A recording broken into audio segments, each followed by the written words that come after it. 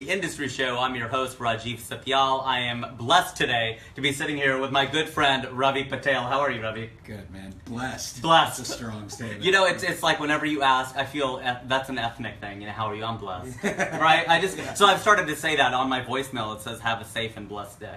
Oh, that's really sweet. That's really sweet. Yeah. That means you're turning into like an old spiritual uncle in of sorts. Either that or a black woman. Well, either one, which I'll take. I think both can be completely spiritual. So.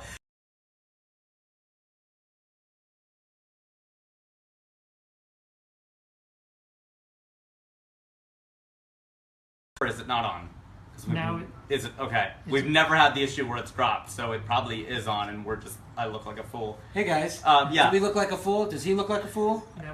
Now we're rolling. That's Jeff at ScottBonneyPhoto.com. He's our stand-in producer this week. Nipin Bajaj is traveling for work, so shout out to Nipin for all the guests and everyone he's got to us, including the sponsors, High Glow Jewelers. Go to highglow.com, your destination for 22 karat gold. So if you need, a chain or anything, or you need some bling. Yeah, I need something. Yeah, you're like the man in black right now. I've got nothing other than black on me. I got this. This is confident. Look, he's married. That's really the jewelry. That's all the high glow this man needs right there. Look at that, man. Yeah. Congratulations. Thanks. I don't think I've seen you since you actually got married. Oh, really? Yeah, that was a handshake. That was sort of it was a hard thing to interpret from that angle because we have to cheat towards the camera. Congrats to you. Thank you. It's been 10. You saw our stand of people over there. The camera can't pick it up right now, but we have a cardboard cutout of my wife. I'm looking at a cardboard cutout of Rajiv in a cowboy hat. Yeah. And she just looks normal. She is normal. I'm the one like beautiful, but great. Normal. You are like, okay, and I'll be a cowboy. And I'm kind of sucking it in, too. Which is probably not. No, it's a totally good look. necessary. You look good. Let's keep talking about stuff that the guests cannot see. That's what's amazing. Is everybody's going, thanks a lot. We'll have to post a picture at the end. I want to give a shout out to Abacus Payroll Services at payrollprovider.com for all your HR needs if you need humans, because it's human resources. Right. So if you need humans. Right. I think it's funny. As opposed to outsourcing it to India. India, you can insource it to, I think Cerritos is where they are. And AtlasHospitality.com, the market leader in California hotel sales. You see my beautiful, Yeah, you have horrible handwriting. I should have been a doctor. I have the handwriting. I'm sure your parents agree. Yeah, I've got that, and I've married a doctor because she's a pharmacist. Oh, yeah. So we've got a doctor in the family. Well, you get the doctor income without having to do the work. That's 100%. You have bucked the system. I have totally bucked the system. I don't work a 9 to 5. I married a doctor, and I'm blessed to have these great guests, which is just, I don't know how this is even possible to be said. Well, you've said it. We did, and we're close enough that our knees are touching. Physically close enough. And you did my podcast years ago. On the same couch. It was on the same couch. Yeah. It was, how long ago was that? Dude, that was pre-fame, Ravi. that was when I go, he's got to do it. Now it's thank you for coming. The whole tone is different. I have to turn it on. Jeff was looking at me going, you were so quiet until Ravi walked in. Now you just turned it on. I go, yeah, I'm in celebrity mode now. I feel like I'm sitting here. Well, you were hanging out with Bill Maher last week. Dude, that was the craziest Tell me about this. It was the craziest experience of my life. I watch it every week. So we saw your name on the crawl. That's how I found out. Oh, really? The week before. We watch it every time. And my wife goes, Ravi Patel's going to be on next week. Yeah. And we've seen your documentary twice. So we're going to talk about all that. But let me let you finish answering. It was like my personal Super Bowl. Like in my mind, I've always like, that is the top of the mountain. I don't doubt it. And I got the call like probably 2 weeks before I went on. And I studied for it like an Indian. Like I fucking... I love how that's the analogy. Every article, every book that every guest did. Like everything. And I was so nervous. I had so much anxiety. I couldn't sleep the night before. I'll bet. Right before I went on the show, like I was so nervous. But like, when you get so nervous and you can't even like hear someone talking, you forget what your thought was. You're not even there. Close to blacking out. I've never been this nervous, okay? And the producers came to talk to me. They're like, listen, we can talk to you every day. You're going to be great. Just forget everything you've been like studying, and all you have to do is watch the show and be present. I was like, great advice. So I lay down to I was like, I need to meditate and just calm down. And is that something you normally do? You normally meditate and stuff? It's something I've taken on in the last few years, yeah. Okay, great. And next thing you know, well, I laid down on my green room to do it. And next thing you know, I'm being woken up and rushed onto the stage. Oh, you fell asleep? And I'm chugging coffee, and then I'm like, wait, no, go! And they're like, no time for go! And I'm like, I had so much anxiety. I couldn't sleep that night. People told me I did well, but You did. I wanted so badly. You did do well. But I didn't believe it in that moment. Right. Then not till the next day I watched it and I was like, okay, this wasn't a train wreck. Thank God. But it's hard, and the reason I think it was hard. How much exposure do you have to Bill Maher before you're sitting right next to him? Zero. None. So No, you didn't I even hadn't. come by the green room to do that thing. I hadn't met him, and my first time meeting him was what you saw. That was kind of obvious because Because he called me Ruby? Right, because he called you Ruby. Even at the top of the show, he said Ruby. I go, What? he's on the show, right? Or is there another? I thought he said Ruby. But I'm And I glad was it like, happened, man, because it gave me, because of how nervous I was. Yeah. That little screw up gave me an opportunity to be like just very human. Yeah. And correct. You didn't have to come out with a line. It gave a moment of levity, and that was just Totally. I think it put me a little at ease. It's interesting though to watch two funny guys, you and Bill Maher. That's what's interesting about it. A lot of time on his show, he's interviewing serious people, so he's the cut up, he's the ham. Yeah. But when he gets that lot, for the folks who aren't so familiar with the Real Time with Bill Maher, Friday night show on HBO, mostly politics. Probably most people know this, but just in case. Right. And then Ravi was the one who comes out at the end, so he'll Maher will do a next to monologue, him. he'll do a one-on-one interview, Yeah. he'll do a panel, segment. Then you come out as the big star, Yeah. really, And he then interviewed goes me to- about Meet the Patels for 5 minutes or so. Yeah. And then opened it up to going back to talking about Islam. Yeah. Yeah, he walked in, he goes, is this where Hassan Minhaj used to live? I go, yeah, he used to live in that room right there, which is crazy. I go, and he's done the show, which is insane. But no, that was, you had really good, I felt like your comments were right there. When he was asking about Meet the Patels, I mean, he kind of gave it away, though. Was that sort of, do you want it give it away, or? I actually don't care about that. I mean, what happened was he made a comment. He's like, oh, so you what's crazy is like you get together with the girl at the end, but then you dumped her. And he said it like that, and I'm like, yeah, like, dude, you're making me look like she's a person. Right, Who yeah. I put in a film. She wasn't a prop. That, as you just Right. noted, is no longer in a relationship with me. Like, she did me a wonderful service by letting this film still be in the world. Yeah. Maybe don't make me look like an asshole. And then I called him She an just asshole. looks even great. Yeah. I called him and You I was did, like, you did. Like, thanks, asshole. Yeah. But that was one of your best lines. I thought that was really solid. That was good. So that was huge. I mean, then also, I mean, you were on Master of None. Yeah. With Aziz Ansari. Yeah, which And was that, huge. I mean, what was that like? Dude, it was great. I mean, I've done almost exclusively like terrible projects as an actor. I've done a lot of them. We know. We were going to have you on the show before. I've had a prolific career in the middle. The IMDb, is kind of, yeah. So honestly, dude, it was just really cool to be a part of something that was like, it was so zeitgeisty, like, Yeah. I like almost like too zeitgeisty. I couldn't believe how much people were obsessed Yeah. with that show. Yeah. And then I just was fortunate enough to be in like the episode that like Totally. I spoke to so many people. So I mean, I just feel lucky that. The episode that identified the problem but did nothing to solve it over the course of the next 9 episodes. that was the one thing I kind of watched. He goes, the problem is there are no Indians on television, but then he didn't write any roles. There's no more the Indians? The two. But then I only did one episode. You did one episode, and he booked his parents for the roles. I go, dude, that's really kind of a great, here's the problem, but we're not going to actually solve it. It's really funny. Well, he was the Indian. But was the Indian. and he is all over, billboards, and he's on, It's bananas. It's insane. The guy's It's huge. crazy. What's he like to work with? Dude, we had so much fun. It looked like you guys were having a good time. So the guy he created the show with is a friend of mine. I've known both of them for a long time. Okay. But the guy he co-created with, Alan, has been like my buddy in LA for years. We play basketball together. Oh, wow. Just like we know each other. Yeah. And so when they offered, I mean, like, it was very much like it was Ravi. Yeah. It was a fictional, very comedic version of Ravi. Right. So I knew how to do it. Yeah. And because They wrote it for you, kind of. Yeah. Okay, And then okay. and then just because I was already friends with them, and like it was just a very safe space, and I mean I felt like it was my show just much like it was just, we were very loose, improvising, and just throwing suggestions, and like I was telling someone in an interview recently, I was talking about how like it was such a collaborative, like, egoless environment. Sure. And like the way things should be made, it was just so like the last that last line where the guy goes, "Is Mindy Kaling real?" Like, that was I pitched that. Oh, You know no what I mean? way. Yeah, and like in a lot of shows that doesn't, something like that would never happen. Yeah. Wasn't invented here. Or so, maybe yeah. the actor would say, like, don't tell me. Yeah, You know, like, it was just a really Stay out of my space, nurturing, yeah.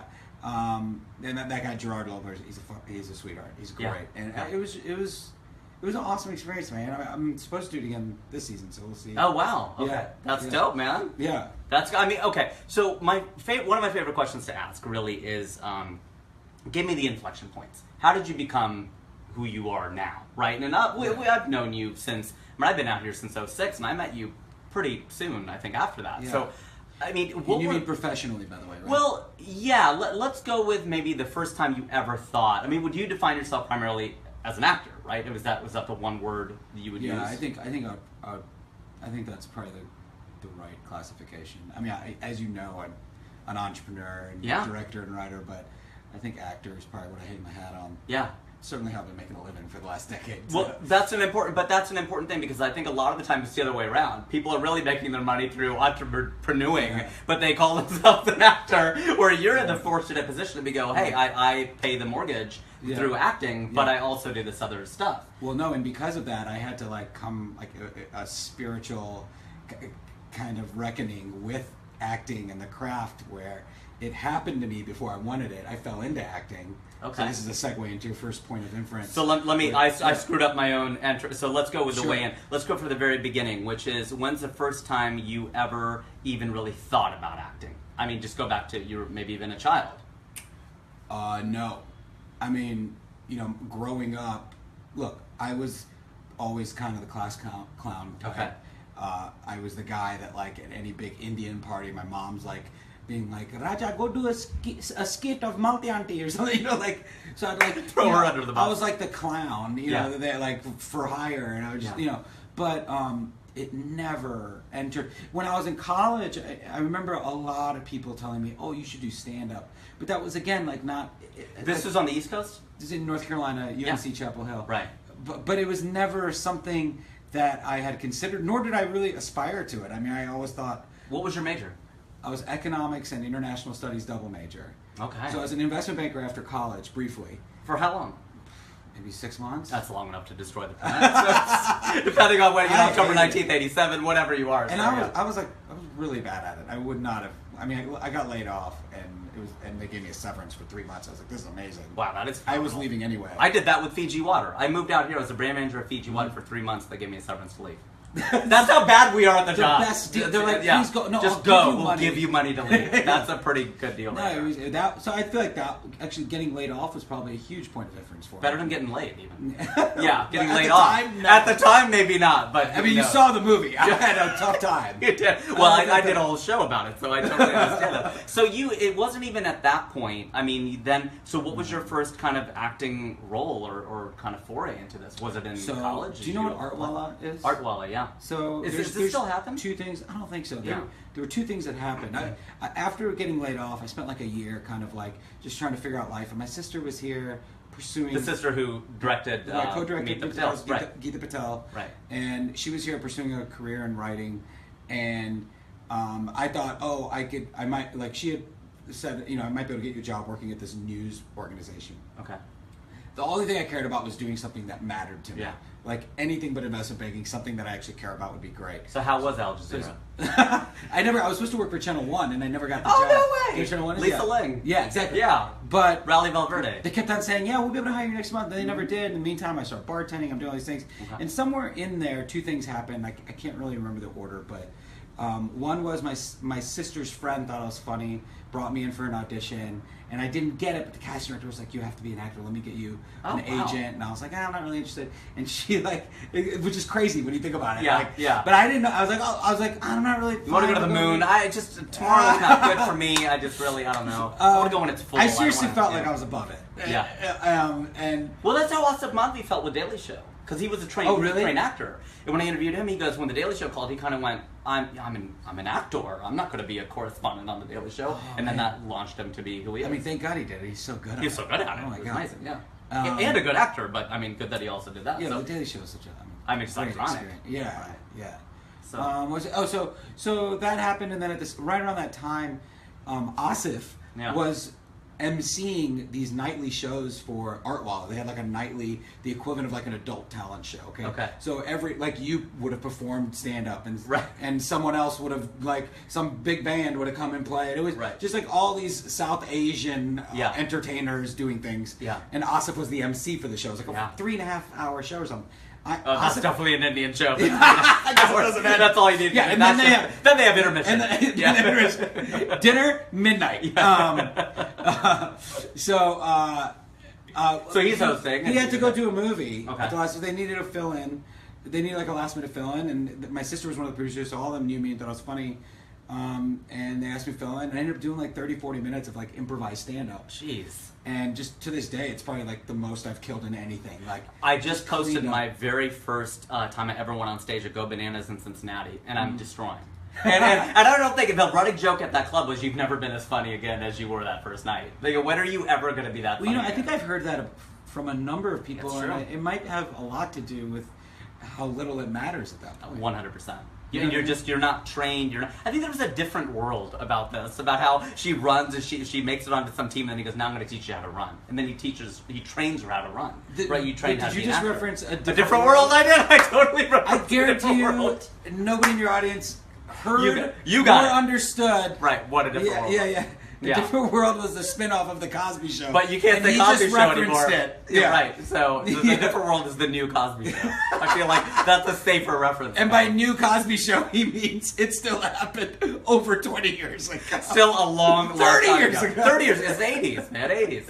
Well, they're reviving O.J. Simpson. There were No, 30 years ago, super hot right it's now. super hot right now. Yeah. I'm 40 years ago. I was born 40 years ago. Yeah, So this you're is hot. hot. I'm telling you, this is the thing. Yeah, What, throwbacks now. O.J. Simpson, we've got, and there are two shows. It's People versus O.J. Yep. and then O.J. made him. So it's I'm 2 for watching 1. that documentary. Kind of like O.J. did. 2 for 1. Yeah, That's there you what go. That's good. Yeah, I Okay, got you. All right. No, I got you. Ron Goldman. Yeah, I got you. That's so horribly. People forget offensive. that he also killed Goldman. Yeah, he was also in the mix. You know, it's buy one get. I don't know. Okay, Yeah, whatever maybe. it is. That's gold. No, That's Indians literally like, gold. Indians like man. sales. Yeah. I get it. We love puns. So okay, so then you hosted this open mic, not open mic, but kind of an art wall No, thing. this like show. There's And like you there's killed like it. there was like 500 people. It was like It's big. It's been big, and That was here in I got LA a lot. or Of, New it was in York? LA. It's a Okay. Barnsdall Art Park. Okay. And I got a lot of calls. Like I got a lot of calls, and I don't know. Like right around this time, I had started a poker magazine, and I was gosh. like Poker, just- I don't even know it. Yeah. Yeah, that's all. Um, Yeah, 2 for speaking 1. of, speaking of from the 30s. Yeah, right. And So started a poker I had my magazine. sights on just doing other things, and I booked like over 20 commercials that year. Oh my I gosh, did dude. I did a pilot presentation, and then I think I did my first pilot. You know, I got Transformers and Scrubs and Always Sunny in Philadelphia. I think within a year and a half of then, or something like that. What year is And then- this? It's probably 2005, 2006, somewhere in there. Okay. Probably 2005. Okay. And then I think I did my first pilot in January of 2000, a second lead in that, January 2007. And yeah, I've done like 1 or 2 pilots, 1 or 2 terrible pilots ever since, every year. So every pilot season, you've always booked something. Yeah. I've That's done pretty 1 insane. or 2 every year, which is crazy. And what's the most successful one of those? Well, Master of None, I guess. No, because that wasn't a pilot. Wasn't that a just pilot, a that guest was already star. gone, yeah. That was a guest star. As Yeah, a pilot. for You're those talking of you- about it as a... Okay, For go. those of you who don't know what a pilot is, it's the first episode of a series, and when you book a pilot, there's this thing called pilot season, which is a huge deal for actors. January to We're April. basically all going in for these interviews for these roles, and the idea is you book what's called a series regular, meaning you're on every episode. It's a huge deal career-wise, and financially, it's just as big. Mm-hmm. So it's great. Anyway, I would say my biggest one. I did one in 2008 or 9 called Past Life. Okay. And that went to series for 6 episodes. It was a 1 hour. It was big just by virtue of the fact that it actually got on television. But yeah, in terms of appearances, I don't know, man. I've done so many. I mean, there are a lot of them, and then finally, I mean, would you say then your next thing? So now you're an actor, you're booking all these things every year. What's the next thing where you kind of felt like you went to the next level? What was that? It was probably Grandfathered, which was recent. Recent. It was That's a what year and a half ago. yeah, that's very recent. Yeah, I mean, look, look. So from 07 to, kind of 2014, 15, you sort of, I wouldn't say spinning your wheels, but you're sort of kind of It's very much that. Yeah, Yeah. I mean, look, I'm very grateful for it. I mean, like, during that time, I'm learning how to act. I still don't feel like I know how to do it, but I'm developing a work ethic about how I'm going to learn how to act and be a working actor. I did a ton of things, so I was getting a lot of experience. Yeah. I made good money, and that's great. That's great. But it was never like I was just. I mean, and I got a really good reputation in the industry, which is great. Like people, like casting directors and studio people, all knew who I was. Right. So that was good. But I had not done anything that was, considered a success. And Grandfathered, I mean, by the time I got Grandfathered, which was the last pilot season, it was a TV show on Fox with John Stamos, in which I played kind of his sidekick chef, and which the show's already been canceled. So, but at this Ravi's back. It's a curse. It's a jinx. It's a Bob Jerks. No, it's a but that you had created Meet the Patels. That, I mean, was that kind of the thing? Meet the Patels is without a doubt the biggest point of inference in my life, and Sure. I mean that. I mean, professionally, it's been incredible, but personally and artistically, I mean, my sister and I made it together. We are best friends as a result of this process because we couldn't fire each other. So we learned how to love each other more and respect each other more because we had to. And in the process, I learned how to collaborate better and how to squeeze the juice out of someone when you're working. And that's really hard. It is. It's Blood really from the hard. stone. Yeah. And the fact that it could have gone the other way. I mean, if it were, 100%. you could. And I wanted it to go the other way, but I couldn't go. I tried. I mean, she's made me cry. It was hard, man. Yeah. But, and I made it with my family, and like we toured the country together. I watched my parents become famous in front of my eyes. Yeah. It was just the most incredible, like, once in a lifetime experience for my family and for me. And also, when you think about from the art perspective, beyond just like the spiritual meaning and understanding what I want art to be in my life. Sure. I also actually learned the actual skill sets because we spent 6 years editing that thing. Jeez. We edited it, we directed it. 6 years. So it was film school for me. And now, like Geeth and I are writing and directing stuff. My dad now is a writer, which is absurd. That's so amazing. Yeah. It's no, because that's what people. My dad will always pitch me jokes. And course. people will always, it's a very Indian uncle thing. Yeah. Pitch me jokes. People go, is that awful? I go, no, what's awful is when it works. Because then it'll work on stage. Oh, that's my joke. Then they're like, I've got more. Okay. It's got a whole- It brings out. But he's got some chops. He and my Brings out mom, the- it brings out the comic of them. And The apple usually doesn't fall far from the tree. That's right. Absolutely. Yeah. So then Meet the Patels definitely, not only just put you on the map, it was a game changer for not just you, but for the community. I mean, I think a lot of people watched it. I saw it twice. I saw it with my parents, and I saw it with my wife, with her chef. And, it was a different experience both times. I mean, I slept the first half the first time, and the second half, I'm just kidding, I didn't. I watched the whole thing. It's if you haven't seen it, it's on Netflix. Yeah, it's on Netflix. It's a great film. And when I posted that I was interviewing you, I had non-Indians saying, I've seen this on Netflix, and I loved it.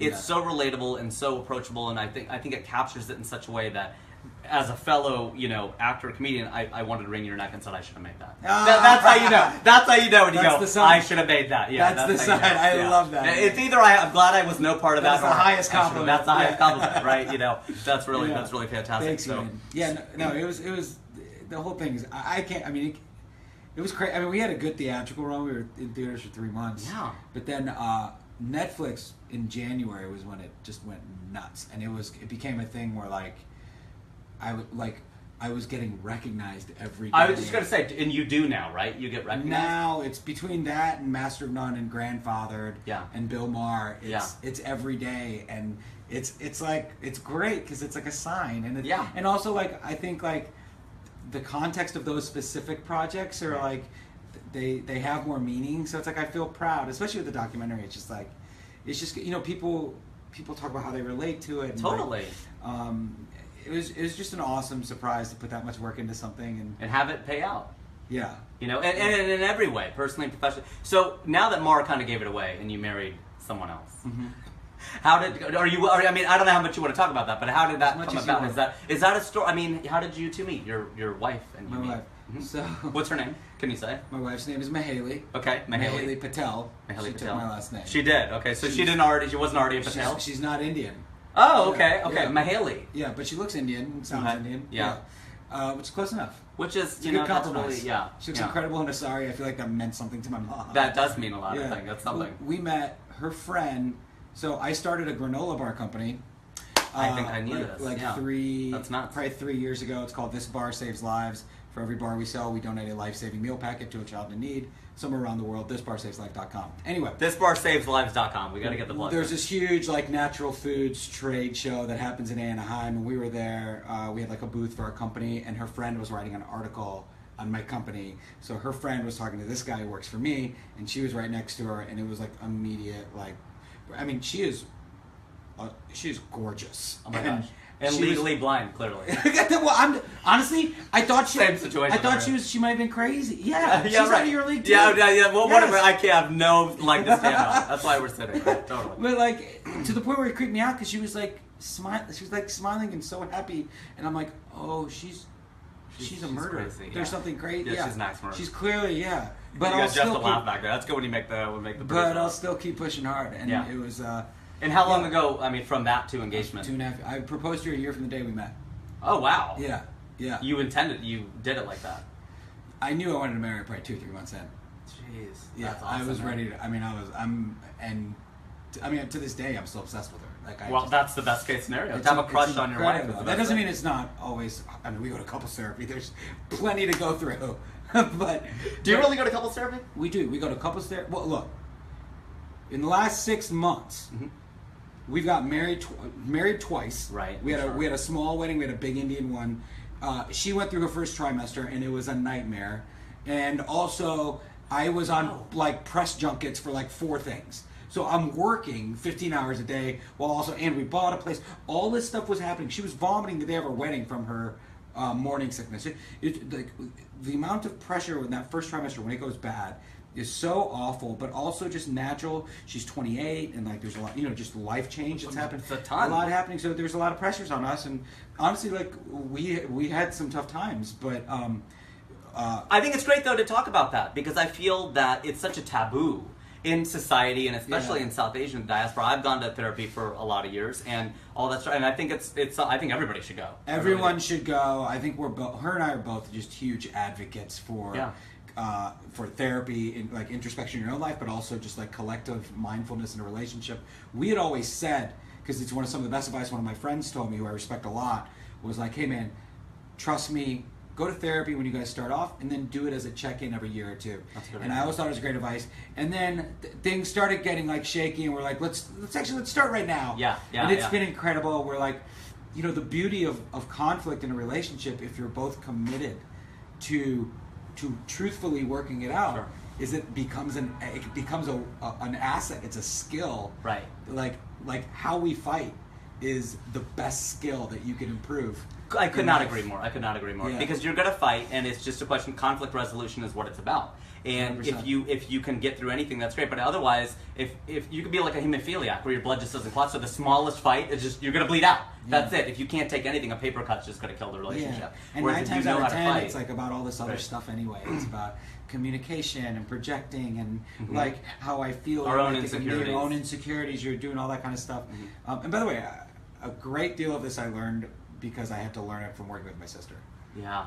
No, I've I'm already sure. kind of been married once. Yeah, this is the second marriage, So Well, in that way, yeah, we're not going down it. So you were in North Carolina. That is the South, but that no one's bringing that up. So let's rapid fire through some of these questions, and we'll go from there. We've had such a great conversation. I haven't even had to go to the questions. Let's do it. How That's good a of good guest you are. conversation. That Thank is you. a good conversation Thank you. right there. So.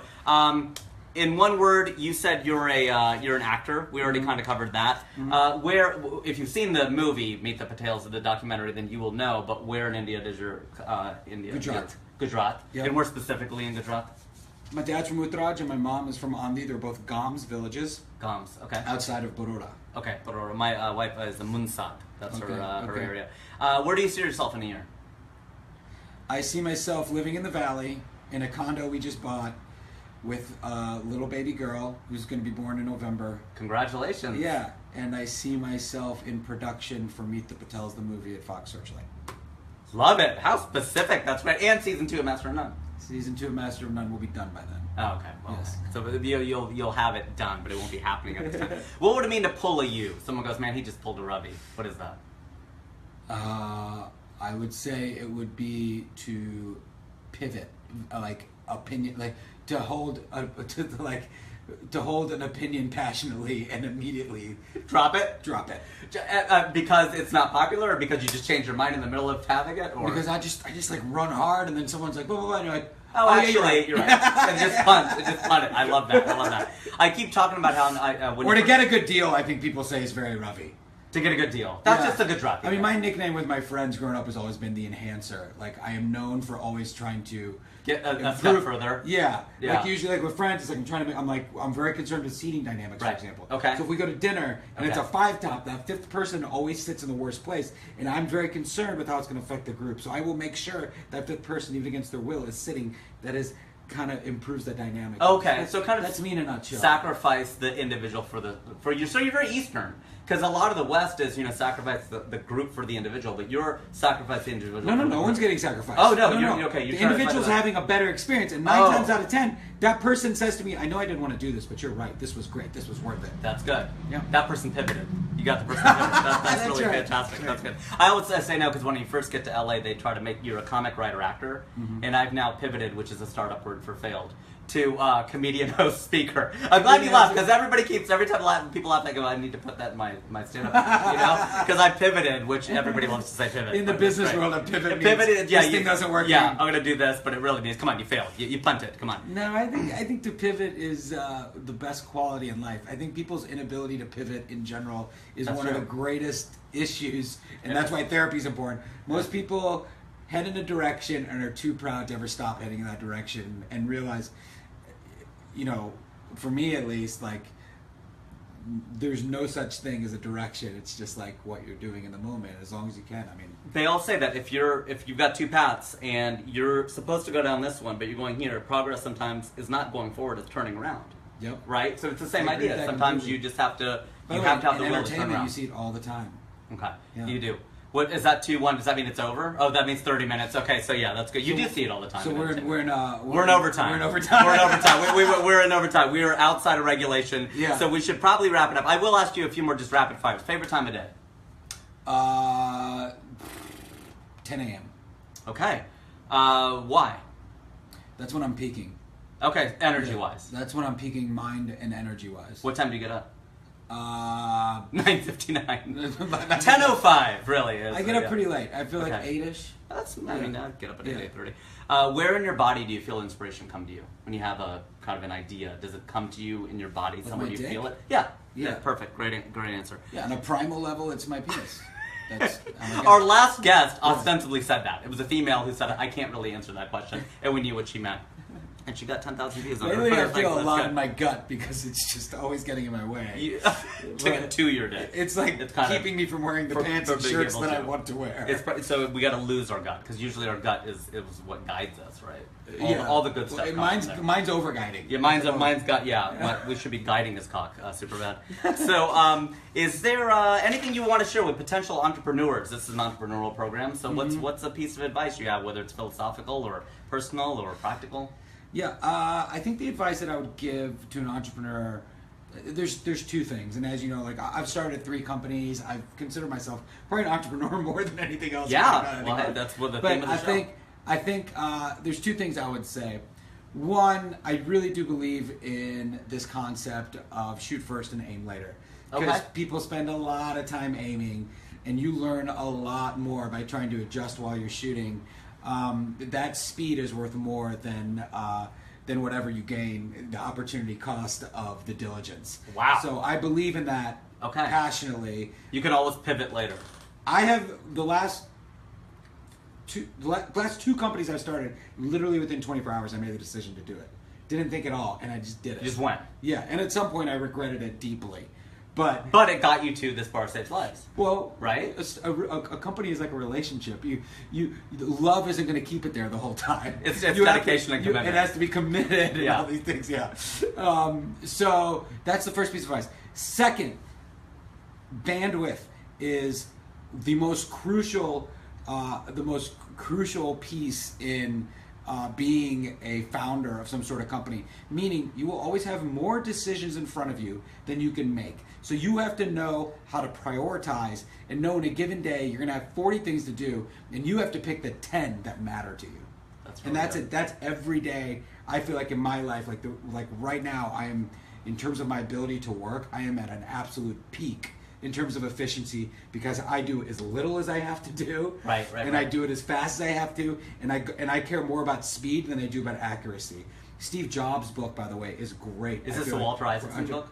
Is that the one, the gigantic one? The one. 2010-ish, 2011-ish, whatever book that was. It was so long. But, he talked about setting unreasonable expectations on his employees and saying, like when he was talking about the casing for the iPhone, have you read it? And they're like, we can't do it. The aluminum casing, they're like, we can't do it. It's not doable. It'll mess up the signal. He's like, well, you can't mess up the signal. They're like, well, it'll still take us 3 months. He's like, you have 3 weeks. And he walked out. He did this kind of stuff all the time, and things always worked out.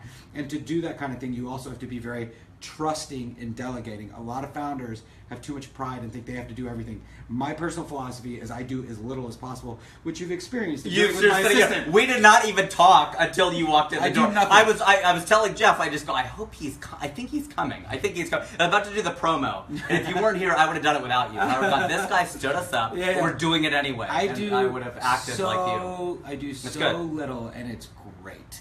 Fantastic. I love it. You did a lot in this interview. I wanted to keep going. I told Jeff in the beginning, and I tell Nathan all the time and our sponsors, we're going to keep it to 30 minutes. But I have so much fun, and I had so much fun interviewing you and sitting with you. It's so good to talk to you, and I don't care. I know we're supposed to keep it short. I'm having a great time, and that's really all that matters. So screw it. But really, thank you for coming. Thanks, we're neighbors now. I mean, this is crazy. Neighbors. This is pretty awesome. All the time.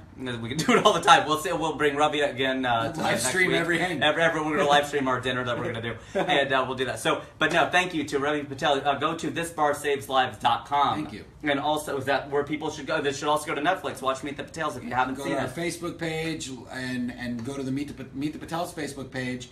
And my dad, who is now very active on Facebook, will probably reply to literally anything you write. Because he's delegated that as well, and that's what's really key. I want to give a shout out to Jeff for being here and did a great job as producing. Thank you to Nathan Bajaj for being our producer. The Industry Show on Facebook, and our sponsors, High Glow, Abacus, and Atlas. I always get Abacus and Atlas. They're very similar. Abacus, Atlas, yeah, they're neither things that people don't use, but you should use their websites. Nice. I feel like Explorers would have had use for both of those. Explorers, yeah, now, but everything's discovered, right? I think so. All right, everybody, thanks for tuning in to episode 8 of The Industry Show. We put the Indus in industry. That's the whole joke here. You got to love that. It's a pun. I've been your host, Rajiv, and I still am.